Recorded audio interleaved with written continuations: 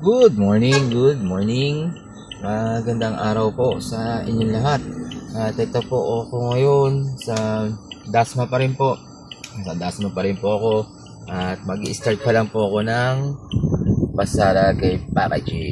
Hopefully na kumita tayo ngayong araw. At sana lang magkaroon tayo ng maraming pasahero sa araw na ito. At makamit natin ang boundary para naman good mood at higit sa lahat sana pagpalain tayo ng Panginoon Jesus sa araw na ito at gabayan tayo mga kapatid at mga kasama ko sa mamamasada sa kay Papa G.